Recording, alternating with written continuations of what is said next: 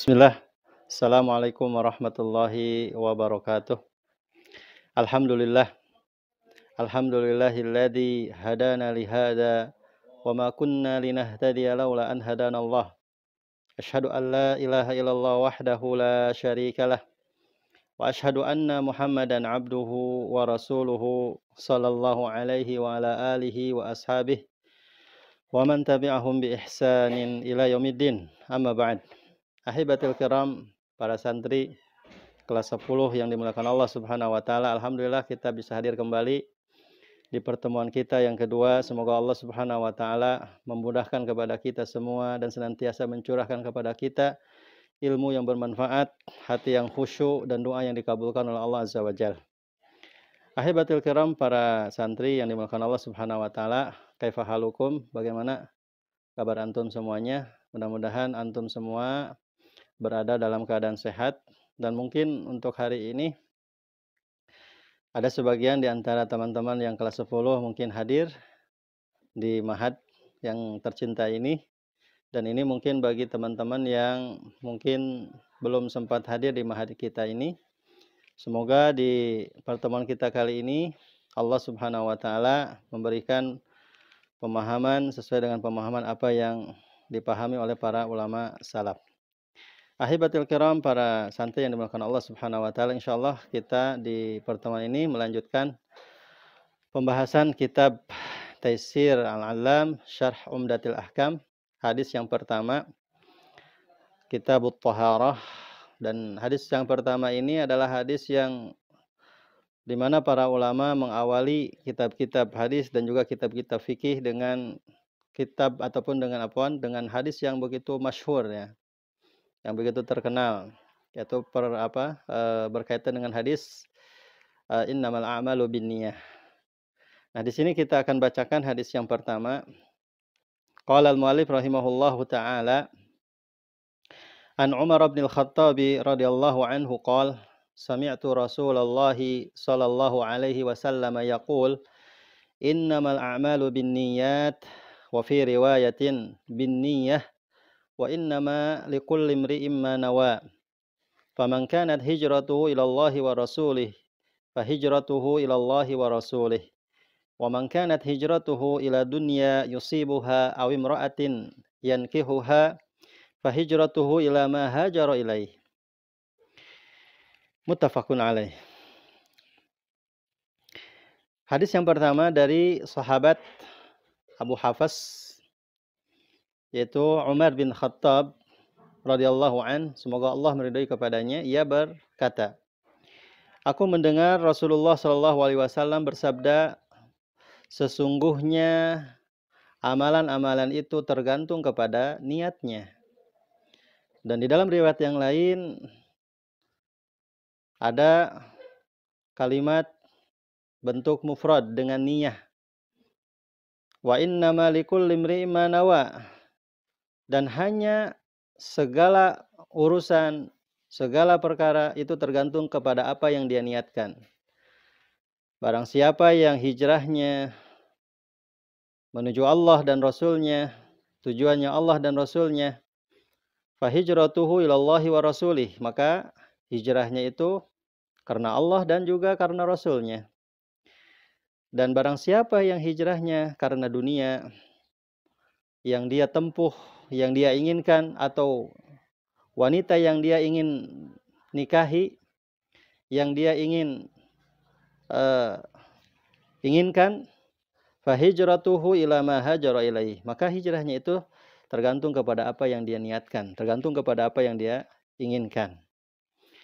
Nah, ikhwatil kiram, para santri yang dimuliakan Allah Subhanahu wa taala, hadis ini hadis yang begitu agung ya di hadapan kita semua, dan ini sebagai kaidah kita dalam beribadah, dalam taqarrub kepada Allah Azza wa Jalla. Ya, di sini kita ulangi hadis yang pertama, yaitu hadis tentang niat. Ya, di mana Rasulullah Shallallahu alaihi wasallam ya mengatakan dalam hadis ini, yaitu dengan ungkapan innamal a'malu binniyat. Jadi menggunakan kata apa? Kata jama' a'mal. Jadi setiap amalan apa saja itu tergantung ya, didasari ya oleh niatnya. Niat apa? Niat yang mungkin muncul pada hati kita. Nah, di sini kita lihat dalam kitabnya, yaitu pertama gharibul hadis, ya, kemudian makna ijmali, dan terakhir kita akan sampaikan ma yu'khadhu minal hadis, faidah dari hadis yang pertama ini. Kita ulangi ya supaya lebih paham arti dari hadis yang pertama ini ya, dan mungkin di antara kalian semua ada yang sudah hafal hadisnya dan juga sudah tahu maknanya dan juga artinya. Jadi di sini kita menguatkan kembali ya supaya kita tidak lupa. Ya, yang pertama ada kata innama. Ya, ada kata apa? Innama. Kemudian ada kata-kata an-niyah. Kemudian ada kalimat ya, faman kanat hijratuhu. Kemudian ada jawab syaratnya fa hijratuhu, ada fa-nya. Nah, di sini ikhwatul kiram para santri yang dimuliakan Allah Subhanahu wa taala, innama sebagaimana kita tahu bahwa innama ini adalah adat hasar yang menunjukkan kepada batasan ya, tidak bisa semaunya kita ya, ini dibatasi ya, dibatasi dalam arti kata tidak sesuai dengan apa keinginan kita ya. Maka di sini ikhwatul kiram Syekh mengatakan bahwa yang dimaksud dengan sifat ya yang ada pada kata innama di sini adalah apa? Isbatul hukmil a'mal binniyah. Jadi menetapkan hukum ini sesuai dengan atau tergantung kepada niatnya. Nah, kemudian ikhwatul kiram para santri yang dimuliakan Allah Subhanahu wa taala, kita tahu bahwasanya ya niat itu secara bahasa adalah apa? Al-qasd. Niat secara bahasa adalah apa? Al-qasdu, yaitu tujuan atau maksud. Ya, sebagaimana sebagian ataupun mayoritas ataupun apa namanya riwayat yang paling banyak yaitu dengan menggunakan kata mufrad ya, menggunakan kata apa? Mufrad bin niyah. Jadi antum bisa membedakan mana yang bentuk mufrad dan mana yang bentuk apa? Jamak. Kita bisa lihat penulisan kalimatnya ya seperti ini. Kalau kita lihat ya bentuk ya al-jamak, nah, yaitu dengan kata seperti ini an-niyah, sedangkan bentuk apa? Al-mufrad dengan kata ini ya seperti ini al-jama' al-mufrad. Kebanyakan riwayat, aktsaru riwayat ya bil ifrad. Kebanyakan ya dalam kitab ini ataupun dalam riwayat yang lain menggunakan dengan mufrad ya, bin niyah. Nah, kemudian Imam Al-Baydhawi menyebutkan apa yang dimaksud dengan niyah. Niyah itu adalah ibarah anin bi'atil qalbi nahwa ma yarahu muwafiqan li ghardi min jalbi naf'in aw daf'i dharrin. Imam Al-Baydhawi rahimahullahu taala menyebutkan bahwasanya niat itu adalah sebuah ibarah, sebuah ungkapan ya mengenai ya dorongan hati ya, dorongan hati yang sesuai dengan apa yang dirasa, cocok dengan tujuan, apakah dia mendatangkan manfaat atau menolak madarat ya, menolak apa? Kerusakan. Nah, kemudian secara syar'i niat itu apa? Al-azmu ala fi'lil ibadah taqarruban ilallahi ta'ala. Adapun secara syar'i bahwasanya niat itu apa? Tekad. Ya, niat itu adalah tekad untuk melakukan ibadah sebagai ya taqarrub atau sebagai bukti kita mendekatkan diri kepada Allah Azza wa Jalla. Yaitu tekad kita untuk melakukan ibadah dengan tujuan apa? Mendekatkan diri kita kepada Allah Azza wa Jalla. Itu yang pertama. Yang kedua, faman kanat hijratuhu ilallahi wa rasulihi. Ini adalah sebagai perumpamaan, sebagai contoh di mana Nabi Shallallahu alaihi wasallam mentakrir, menetapkan dan menjelaskan ya kaidah yang disebutkan oleh para ulama, kaidah yang agung. Ya, kaidah yang agung yaitu apa? Innamal a'malu binniyah. Ini adalah merupakan kaidah yang agung, dan perumpamaan dari kaidah ini ya Nabi Shallallahu alaihi wasallam mengumpamakan dengan kata-kata paman kanat hijratuhu ilallahi wa rasulih. Barang siapa yang hijrahnya untuk Allah dan Rasulnya, nah ini adalah merupakan perumpamaan. Tentu saja kalau kita menggunakan kata paman, men, barang siapa atau siapa saja ya yang melakukan ya perbuatan, nah, maka pastinya ada syaratnya. Jawab syarat. Man ini adalah adatus syartin, ya adat syarat ataupun apa huruf syarat ya. Man. Nah, kemudian jawabannya ada dalam hadis kelanjutannya yaitu faman. Faman apa? Faman kanat hijratuhu ilallahi wa rasulihi ya fahijratuhu. Nah, fahijratuhu ilallahi wa rasulih. Maka jawabannya adalah hijrahnya ya ditulis oleh Allah Subhanahu wa taala, dicatat oleh Allah Subhanahu wa taala ketika berhijrah karena Allah dan Rasulnya, maka dicatat oleh Allah Subhanahu wa taala hijrahnya karena Allah dan Rasulnya. Maka jawab syaratnya itu ada pada kata fahijratuhu. Ya, jelas di sini. Paman kanat ya, paman kanat. Nah, itu adalah jawab itu adalah syarat. Kemudian jawab syaratnya adalah ada pada kata fa hijratuhu, ada kata fa-nya, huruf fa-nya, fa hijratuhu. Itu adalah jawab syarat. Ya, jadi apa di sini ada syarat, ada jawabnya. Berarti kita simpulkan dari syarat dan juga jawab syaratnya seperti ini. Man kanat hijratuhu ilallahi wa rasulihi niyatan wa qasdan ya fahijratuhu ilallahi wa rasulihi thawaban wa ajran. Kira-kira antum bisa membedakan enggak ketika kita menyimpulkan ada syarat, ada jawabnya dalam sebuah hadis ya.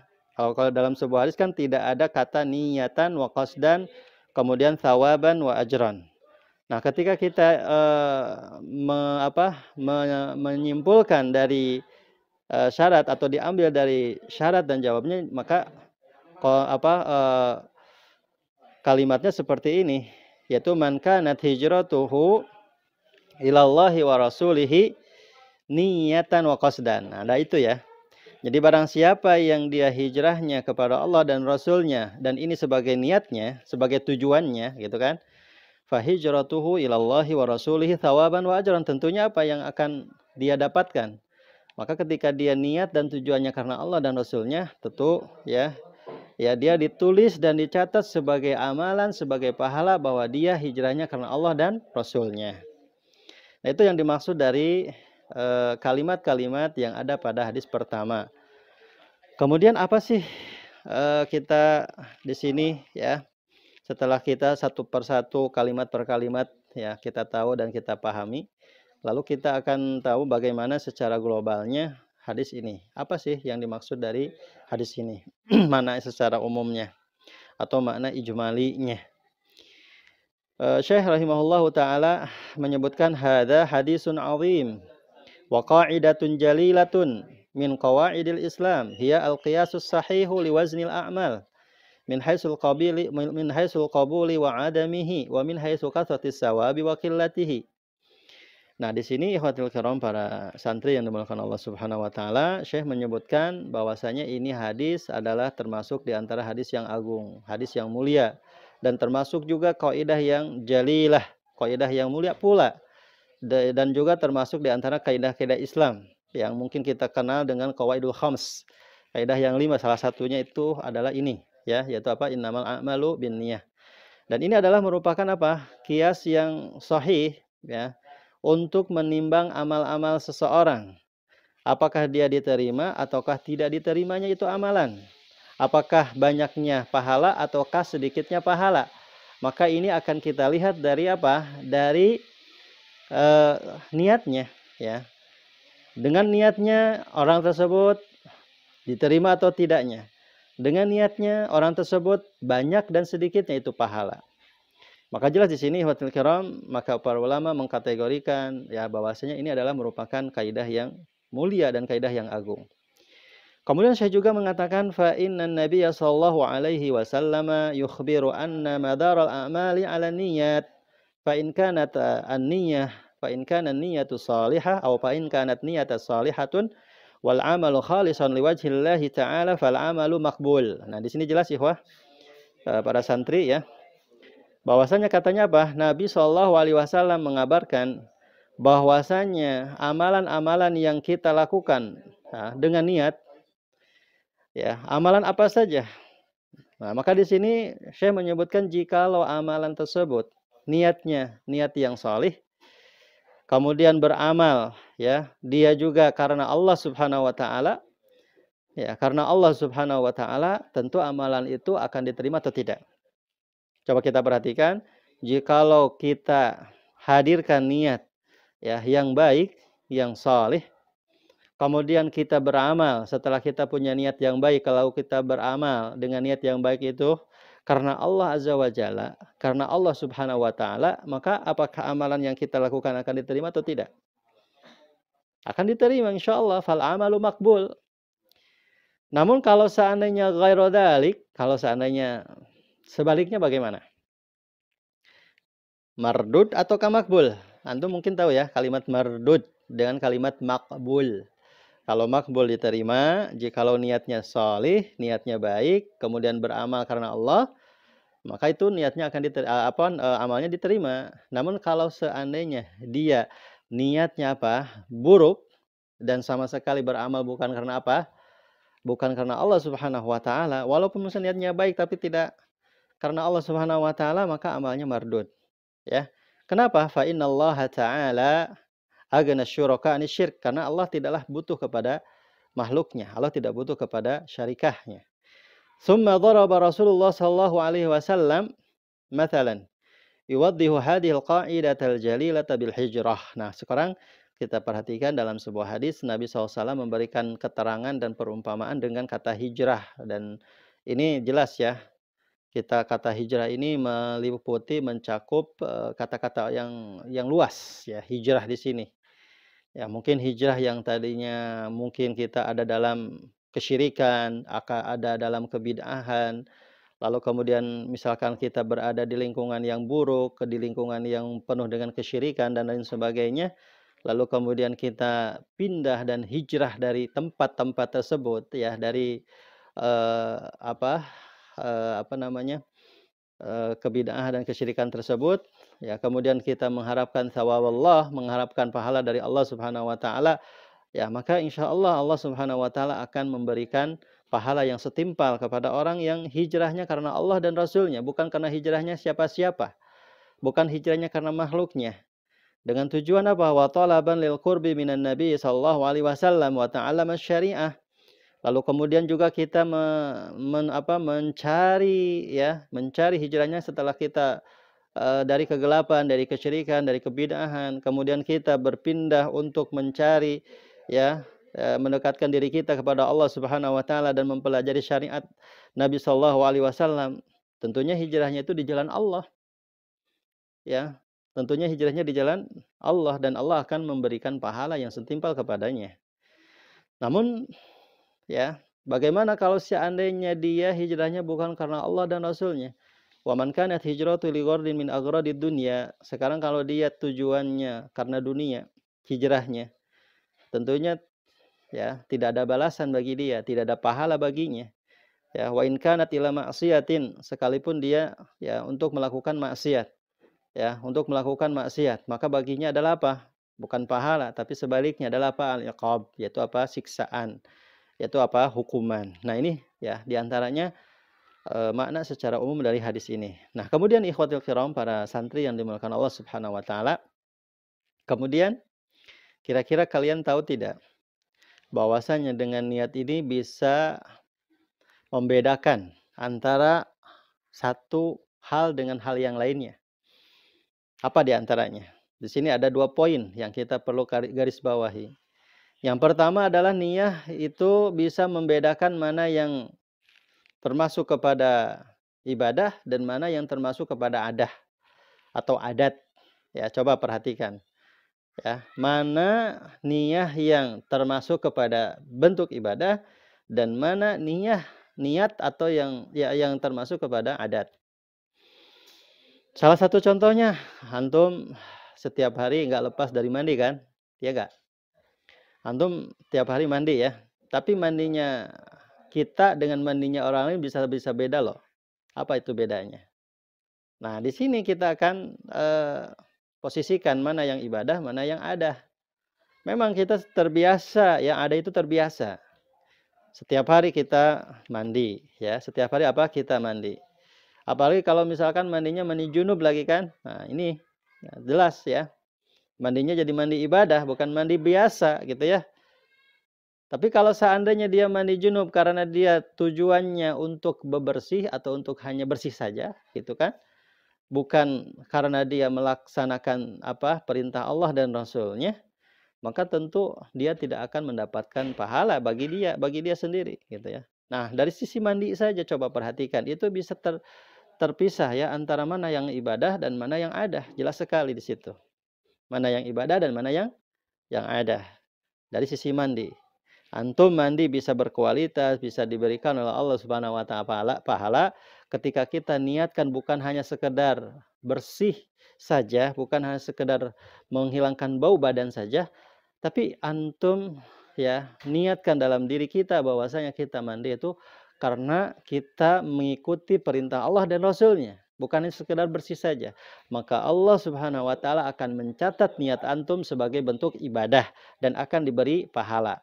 Ya, jadi dia jelas di sini ya, ya bahwasanya niat itu membedakan mana yang ibadah dan mana yang ada. Nah, salah satunya apa? Bahwa dengan niat ini, salah satunya tentunya kita harus ikhlas dalam beramal karena Allah saja, ya karena Allah saja, agar kita tidak terjatuh kepada perbuatan syirik. Nah, kemudian yang kedua, poin yang kedua yang perlu kita garis bawahi, yang kedua apa? Yang kedua adalah at-tamyiz bainal ibadah ba'du ala ba'd. Nah, yang harus kita bedakan antara mana ibadah yang wajib, mana ibadah yang sunnah. Nah, di sini yang harus jadi perhatian adalah antum harus bisa membedakan ketika kita melakukan amalan ibadah, mana ibadah yang wajib dan mana ibadah yang sunnah. Maka saya mengatakan at-tamyiz atau tamyizul ibadat ya, ba'daha ala an ba'd ya. Dan ini ada pembicaraan begitu banyak dari para ahli fikih ya. Jadi membedakan ibadah yang satu kepada ibadah yang lain. Dengan apa kita bisa membedakannya? Yaitu dengan niat. Nah, ini jelas ya ketika antum melaksanakan sholat asar, ketika antum melaksanakan sholat sunnah qobliyahnya, itu harus dibedakan niatnya. Antum niat untuk melaksanakan sholat sunnah muakkadah, antum untuk melaksanakan sholat sunnah wajibah, ya sholat sunnah fardhah yang 5 waktu, itu harus dibedakan dengan niat, ya dengan apa? Dengan niat. Nah, di sini jelas ya ikhwatal kiram para santri yang dimakan Allah Subhanahu wa taala, ini diantaranya apa? Pembahasan tentang bagaimana ya Allah Subhanahu wa taala dan juga Rasulullah SAW memberikan ya penjelasan kepada kita tentang kaidah yang begitu agung, kaidah yang begitu mulia ya. Sehingga Imam Bukhari dalam kitabnya ya menyebutkan ya hadis ini yang pertama kali. Hadis ini yang pertama kali tentang apa? Tentang hadis dari Umar bin Khattab radhiyallahu an. Nah, kemudian yang terakhir ikhwatul kiram, ya apa sih yang kita bisa ambil dari hadis yang mulia ini atau kaidah yang agung ini? Ya, yang pertama ya Syekh menyebutkan anna madaral a'mali 'ala niyyat sihhatan wa fasadan wa kamalan wa nuqsan wa ta'atan wa ma'siyatan faman qusida bi 'amalihi ar-riya' athimun wa man qusida aw man qasada bil jihadi mathalan i'la'i kalimatillahi faqat ya kamula thawabuhu wa man qasada dalika wal ghanima ma'ahu naqasa min thawabihi wa man qasada al ghanima wahdaha lam ya'tham walakinnahu la yu'ta ajral mujahid. Nah, Masya Allah di sini Syekh memberikan ya faedah dari hadis ini ya begitu jelas ya bahwasanya amalan-amalan itu tergantung kepada niat. Sahnya ataupun baiknya atau buruknya, sempurnanya, kurangnya itu tergantung eh, yang yang menyimpulkannya itu adalah niatnya. Ya, tergantung kepada niatnya semuanya. Baiknya, buruknya, sempurnanya, kurangnya, ketaatannya, kemaksiatannya. Maka barang siapa ketika dia beramal karena ingin dicari orang atau ingin dipuji orang, yaitu riya, Walaupun dia beramalnya baik karena Allah, tapi dia disertai dengan riya, maka dia berdosa, athimun. Seperti halnya juga barang siapa yang dia berjihad, ya, contohnya berjihad untuk meninggikan kalimatullah, ya, kalimat Allah saja, ya, niatnya karena itu, maka insya Allah Allah akan memberikan kesempurnaan, yaitu dalam apa? Dalam pahalanya. Namun apabila ada orang yang dia berjihad, ya, dia niatnya itu karena ingin mendapatkan ghanimah, karena ingin mendapatkan harta rampasan saja, tentunya pahalanya akan kurang. Ya, beda dengan orang ketika dia berjihad hanya untuk meninggikan kalimatullah, hanya untuk menegakkan dakwah tauhid, ya. Kemudian kalau ada orang yang dia niatnya hanya untuk mencari harta saja, apakah dia berdosa atau tidak? Ketika ada orang berjihad tapi yang dia inginkan bukan bukan, maksudnya hanya ingin mendapatkan harta rampasan perang, ya. Apa berdosa atau tidak? Ya, tidak berdosa, tidak mengapa, ya, tapi dia maaf, ya, tidak diberi pahala jihad, tidak diberi pahala orang yang dikatakan mujahid. Maka jelas di sini apapun perbuatannya, apapun yang dia lakukan, apapun yang dia amalkan, sekalipun itu adalah amalannya besar, tapi dipandang Allah Subhanahu wa taala bisa kurang bagi orang tersebut, disebabkan karena apa? Karena niatnya. Karena apa? Niatnya. Jadi jelas di sini, ya, hadis ini menjelaskan tentang segala amalan, ya, ketaatan ataupun kemaksiatan, maka dua-duanya akan berbeda di sisi Allah, di sisi dipandang dari sisi niatnya. Kemudian yang kedua, faidah yang kedua adalah Anna niyata syartun asasiyun fil amali. Bahwa niat itu adalah merupakan syarat asasi, syarat yang pokok dalam setiap amalan. Ya, bahwa niat itu adalah syarat asasi, syarat pokok dalam setiap amalan. Namun harus kita perhatikan bila gulu, tanpa berlebihan, ya. Tanpa berlebihan dalam menghadirkannya. Ketika kita menghadirkannya dengan takallub, ya, dengan kalau terbebani, maka itu akan merusak ibadah seseorang. Ya, jadi jelas di sini, ya, hanya sekedar kita tersirat, terbetik dalam hati kita niat biduni takallub istihdhariha wa tahqiqiha, tanpa kita terbebani, ya, terlalu terbebani untuk menghadirkan niat tersebut dan merealisasikannya, maka, ya, tidak seperti itu, ya, tidak seperti itu. Tidak seperti itu. Nah, kemudian yang ketiga, an-niyata mahallul qalb, bahwa kita tahu, ya, bahwa niat itu tempatnya di mana? Di hati, ya. Sedangkan melafadzkannya, ya, ada yang mengatakan itu adalah bid'ah, ya. Nah, kemudian yang keempat, wujubul hadar, wajib menjauhi menjauhi sifat ar-riya was-sum'ah, ya, riya, ya, ingin dilihat orang, was-sum'ah, ingin dipuji orang, ya, wal amalu li ajli dunya, dan juga kita beramal karena dunia. Ini juga harus diperhatikan, ya, bahwasanya wajib kita menghindari, wajib harus dihindari, ya, dari sifat riya dan sum'ah, dan juga beramal karena dunia. Madama anna syai'an min dzalika yufsidul ibadah. Pokoknya setiap apa saja yang dia itu bisa merusak ibadah kita. Kemudian yang kelima, wujubul i'tina bi amalil qulub wa muraqabatiha. Nah, kemudian yang kelima, wajib kita memperhatikan amalan-amalan hati dan obat-obatnya, ya. Jadi kita harus perhatikan agar kita tidak tercampuri, ya, hati kita dengan sesuatu yang bisa merusak amalan kita, maka kita harus betul-betul memperhatikan bagaimana hati kita bisa bersih, bagaimana hati kita bisa jauh dari hal-hal tersebut yang bisa merusak amalan-amalan kita. Kemudian yang terakhir, yang keenam dari faidah ini, annal hijrata min biladisy syirki ila biladil islam min afdhalil ibadat idza qusida biha wajhallahi taala. Ingat, perhatikan di sini, jikalau kita berada di lingkungan yang kurang kondusif, ya, yang lebih banyak kesyirikannya, kebid'ahannya, ketika kita memutuskan untuk hijrah dari negeri tersebut ke negeri Islam, ke negeri yang itu menghidupkan sunnah, maka itu lebih afdal, ibadah yang paling afdal ketika hijrah dari tempat tersebut, seperti halnya Nabi sallallahu alaihi wasallam hijrah ke Madinah, ya. Maka kita ingat di sini, ketika di situ banyak kesyirikan, ya, kemudian kita hijrah ke tempat yang lebih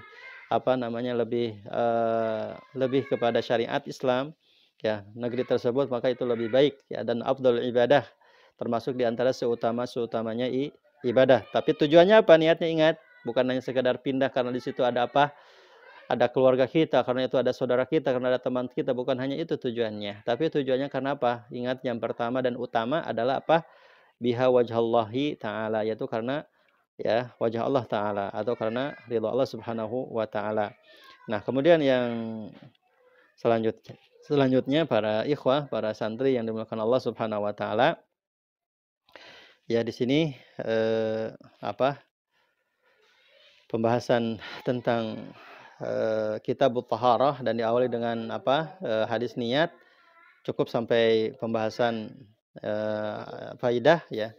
Dan untuk selanjutnya antum yang hadir menyaksikan dan melihat video ini, ya Ustadz meminta kepada antum semua untuk menuliskan kolom komentar ya di bawah ya. Kolom komentar di bawah menuliskan bahwasanya nama fulan ya kelas berapa ya, yang jelas bahwasanya antum benar-benar memperhatikan apa yang ana sampaikan hadis yang pertama. Insyaallah untuk kurang jelasnya lebih jelasnya insyaallah kita mudah-mudahan ada kelanjutannya, mungkin bisa dari WA ya insyaallah, atau mungkin dari kolom komentar sendiri insyaallah ya.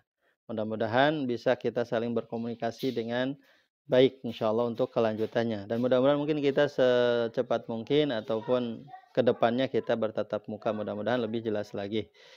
Mungkin itu saja para santri yang dimuliakan Allah Subhanahu wa taala untuk pertemuan kita yang kedua. Mudah-mudahan Allah Subhanahu wa taala senantiasa melindungi kita semua dan diberikan kesehatan oleh Allah Subhanahu wa taala. Jazakumullah ala husni istimaikum wa barakallahu fikum. Kita akhiri doa dengan kafaratul majlis. Subhanakallahumma rabbana wa bihamdika asyhadu an la ilaha illa anta astaghfiruka wa atubu ilaik. Walhamdulillahirabbil alamin. Wal afu minkum. Wassalamualaikum warahmatullahi wabarakatuh.